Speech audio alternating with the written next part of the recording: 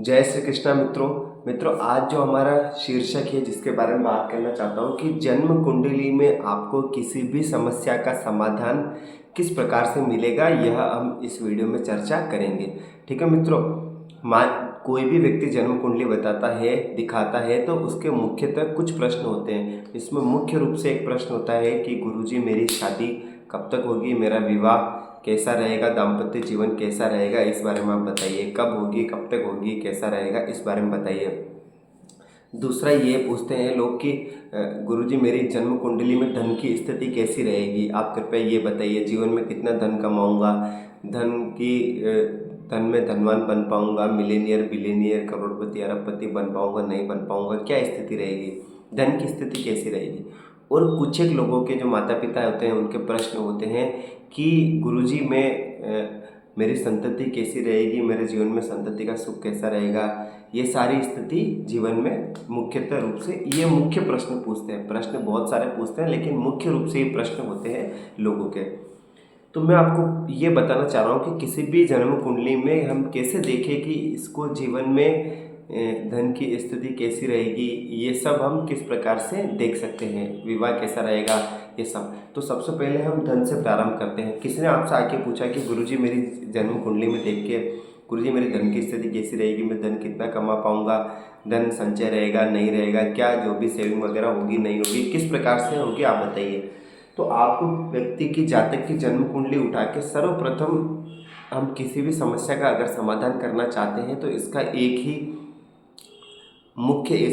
ही उपाय है, वो है भावपति और भाव कारक। यही मुख्य समाधान है। आप देखिए कि जन्म कुंडली में जो जातक आपसे प्रश्न पूछ रहा है उसमें भावपति और भाव कारक की क्या स्थिति है। जैसे मान लीजिए कि किसी ने पूछा कि मेरी धन की स्थिति कैसी रहेगी, तो जो सबसे पहले देखिए जन्म कुंडली में धन भाव कौन सा है। ज्योतिष आप जानते होंगे तो आपको पता होगा, मैं बता दूं। धन का भाव होता है दूसरा भाव, जन्म कुंडली का दूसरे भाव से धन का, अपनी वाणी का और अपने खाने पीने का विचार किया जाता है। तो हम धन की बात करें तो धन का भाव हुआ दूसरा। अब किसी ने आके पूछा कि मेरी धन की स्थिति कैसी रहेगी, तो आप मान लीजिए कि अगर आपकी जन्म कुंडली में कि यहाँ पर गुरु बैठे हुए, एक मैं उदाहरण दे रहा हूँ आपको। मान लीजिए यहाँ पर गुरु बैठे हुए, मेष लग्न की जातक की कुंडली है। तो मेष लग्न की कुंडली है जातक की, तो दूसरा भाव हुआ यानी वृषभ राशि हुई। तो वृषभ राशि में सबसे पहले भावपति और भाव कारक। तो सबसे पहले भाव देखेंगे यानी दूसरा भाव, भावपति यानी वृषभ राशि का स्वामी होता है शुक्र, उसकी स्थिति देखेंगे। और भाव कारक, धन का जो स्वामी होता है, धन का जो कारक ग्रह होता है वो होता है बृहस्पति देव गुरु। तो गुरु की स्थिति देखेंगे, ये तीनों देख लेंगे। तो अब मान लीजिए कि गुरु यहीं पे बैठे हुए, ठीक है। तो अब अगर इस जन्म कुंडली में उदाहरण के लिए मान लीजिए कि यहाँ पर शनि बैठे हुए हैं, और यहाँ पर राहु बैठे हुए हैं। तो अब आप सोच के बताइए कि, और यहाँ पर शुक्र बैठे हुए हैं।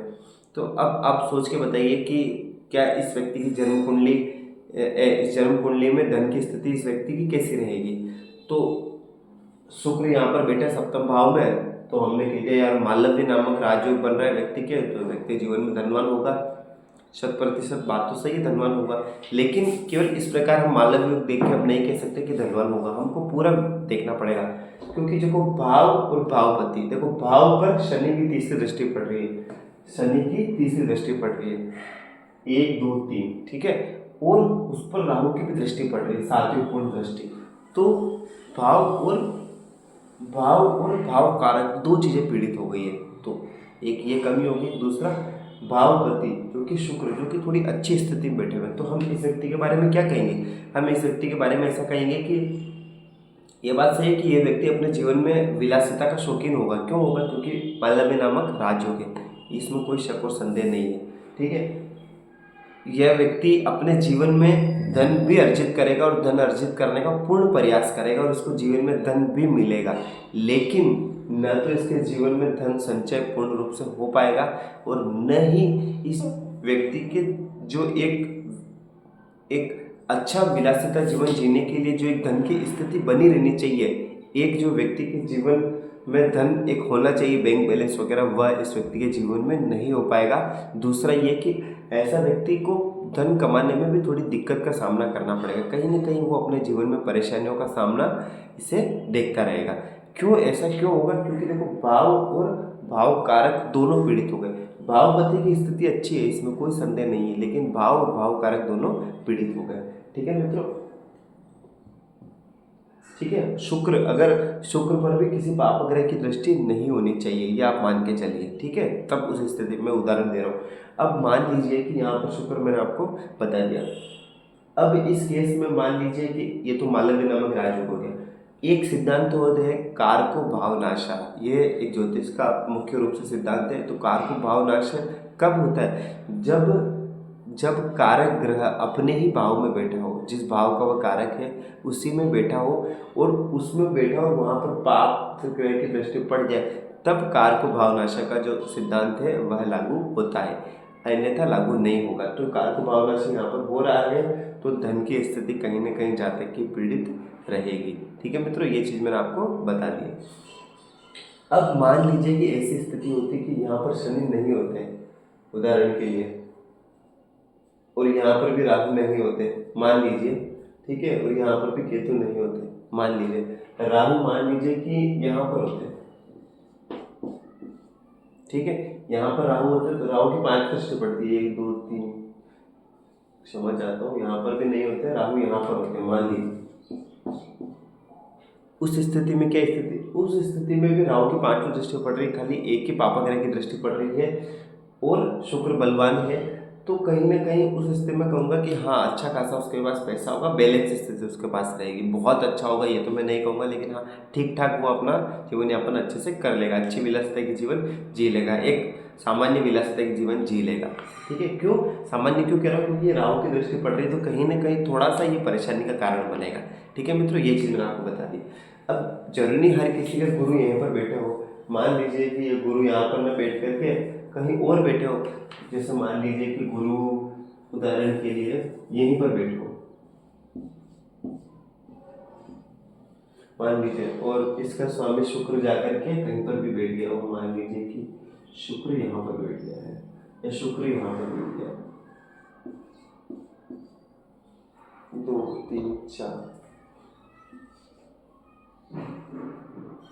ठीक है। तो अब उस स्थिति में क्या होगा कि अब मान लो ऐसी स्थिति में अगर जातक पूछता है कि धन की स्थिति कैसी रहेगी, तो भाव भावपति और भाव कारक। अब मान लीजिए कि यहाँ पर इसके कहीं से भी मान लीजिए कि यहाँ पर शनि बैठ जाए, ठीक है, तो अब जैसे मान लीजिए कि भाव पर शनि की दृष्टि पड़ रही है, 1 2 3 4 5 6 7 8 9 10 बिल्कुल पड़ रही है, भाव कारक पर पड़ रही है 1 2 3, भाव कारक पर भी पड़ रही है, यानी भाव और भाव कारक दोनों शनि से पीड़ित हो गए हैं, और भावपति जो कि शुक्र जो कि चतुर्थ भाव में वो कारक होते हैं। ठीक है, तो कहीं ना कहीं वो चीज़ भी वापस वही स्थिति हो जाएगी कि हाँ कहीं ना कहीं व्यक्ति को थोड़ा सा धन की स्थिति में समस्या का सामना करना पड़ता है। तो अब आप इसको किसी भी भाव में रख लीजिए, मैं जो बताना चाह रहा हूँ आप मेन उस सिद्धांत को समझिए कि भाव भावपति और भाव कारक तीनों देखने पड़ते हैं, तब जाके आपको उस पूरी जन्म कुंडली में उस समस्या का समाधान के बारे में पता चलता है।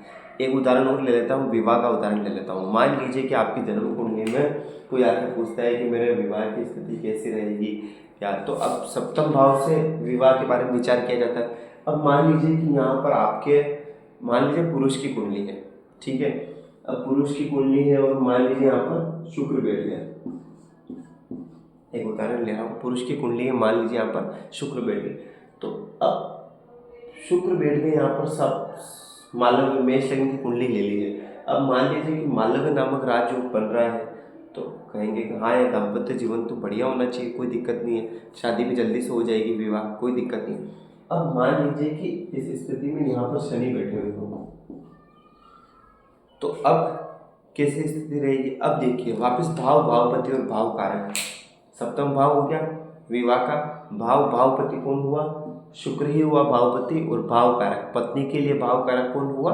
शुक्र ही होता है। जो पुरुष के लिए पत्नी का जो कारक होता है वो शुक्र, यानी भाव भावपति भाव कारक तीनों शुक्र हो गए। सप्तम में अगर शुक्र बैठ गया और कहीं से अगर शनि यहाँ पे बैठ गया या कहीं से शनि की 3री या 10वीं या 7वीं दृष्टि पड़ गई, अब आप पूछिए कि दाम्पत्य जीवन कैसा रहेगा? मालव्य नामक राजयोग लगा है, तो किसी भी स्थिति में इस व्यक्ति का दाम्पत्य जीवन सुखद नहीं होगा। पहले तो इसके विवाह में देरी होगी, देरी होने के बाद अगर मान लीजिए विवाह हो भी जाता है तो कहीं ना कहीं दाम्पत्य जीवन का सुख उसको नहीं मिल पाएगा, डिवोर्स की स्थिति हो जाएगी, तलाक की स्थिति हो जाएगी। तो ये एक देखा जाता है। मान लीजिए यही जन्म कुंडली स्त्री की होती है, मान लीजिए यही कुंडली, यही सेम सिचुएशन कोई लड़की कुंडली या स्त्री की है, तब क्या होता? तो तब उस केस में ये होता है कि शनि भी यहीं पे बैठे सब कुछ, तो उस केस में क्या होता है कि पति का कारक होता है गुरु। अब मान लीजिए कि गुरु किसी अच्छे भाव में जाकर के बैठे हैं, जरूरी नहीं सबके उच्च राशि में जाकर के बैठे, कहीं भी बैठे हो, मान लीजिए कि गुरु यहीं पर बैठे हैं, ये जैसे मान लीजिए कि गुरु यहाँ बैठे 8 9 10, ठीक है। अब मान लीजिए कि गुरु यहीं पर बैठ गए, तो उस केस में क्या होगा? अब पूछे लड़की का दाम्पत्य जीवन कैसा होगा? तो देखो भाव और भावपति दोनों तो इसके भी पीड़ित हो रहे हैं, लेकिन मान लीजिए भाव कारक पर मान लीजिए कि चंद्रमा की दृष्टि पड़ जाए, स्वग्रही चंद्रमा, और वो भी शुक्ल पक्ष का होना चाहिए, है ना, तो मतलब पीड़ित नहीं होना चाहिए पक्ष बल से। तो उस केस में क्या होगा कि हाँ देख रहे हैं कि चंद्रमा पर शुभ ग्रह की दृष्टि पड़ रही है, या मान लीजिए बुध की दृष्टि पड़ जाए यहाँ पर, तो जो अब स्त्री की कुंडली में पति का कारक कौन होता है? वो गुरुदेव होते हैं, तो उस पर शुभ ग्रह की दृष्टि पड़ रही है, और भावपति दोनों पीड़ित है, भावपति पीड़ित है, और भाव कारक पर शुभ ग्रह की दृष्टि पड़ रही है और इन पर पाप ग्रह की। तब उस स्थिति में हम स्त्री के लिए क्या कहेंगे?